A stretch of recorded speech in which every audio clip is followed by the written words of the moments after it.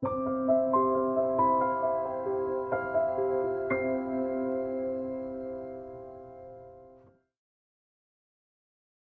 first job was as a consultant, and I had a female manager, and I was quite, believe it or not, quite reserved and shy at that time. And there was this occasion when I remember there was a point that I wanted to make, but it was in a really big room and I was too scared to make it. So I kind of nudged and whispered to the male next to me, and he made the point. And she took me aside afterwards, my boss, and said, "Why did you do that? Why didn't you just make the point?" And I also remember one time she said to me, we'd been in this really big meeting, there was a big old grand board table with all the suited men around it, and I kind of tentatively sat on the outer circle against the wall. And afterwards she said to me, think about where you want to sit in a room, always sit at the table. She said, you have every right to be at the table. Any thought that you shouldn't be is all in your own head, it's not in anyone else's. And it was the first time that I'd had a deliberate conversation with someone about how you can make an impact as a female leader in an environment. And it was, what was really brilliant about it was I had huge respect for her, and she was able to say to me, if you did it like this, you would have a better impact and you'd be showing more leadership.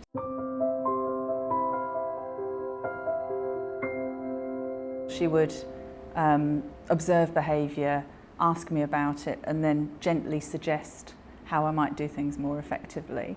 You know, that whole thing about catching you doing something right? She was also pretty good at that as well. That's one of my favourites in leadership. You know, those moments when you can see someone doing something and almost tentatively doing something well, and you go, you know, when you did that, that was really awesome, do more of that. That's my favourite side of coaching and leading.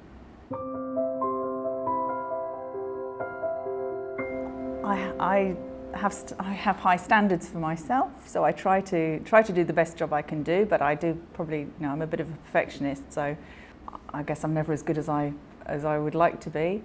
I try to be encouraging. I set a vision. I try to set, you know, a stretching but achievable vision, so something that we can all aim for, aim high. I try to coach. Coaching is one of those things that sometimes in the moment you forget to do, but I try to be mindful around coaching and helping people to solve their own problems. So that's one of the things that's really important to me. So I do try to spend quite a lot of time with people talking about how, or asking them about how they might tackle a situation. Try not to just tell them the answers. Really interesting question. I've got a 15-year-old boy and a 13-year-old girl, and they're very different. And my daughter is quite high achieving, very capable, very confident. So I tend to talk to her a lot about all the things that she can do, rather than being too constrained by social norms. I'm also quite mindful of the Sheryl Sandberg advice in Lean In about never call your daughter bossy. So I try to encourage her to show leadership and explain and spot when she is showing leadership as well, because I think it's important to encourage that kind of thing in girls. With my son, he's a laid-back kind of boy. He main focus around him is he's really into sport.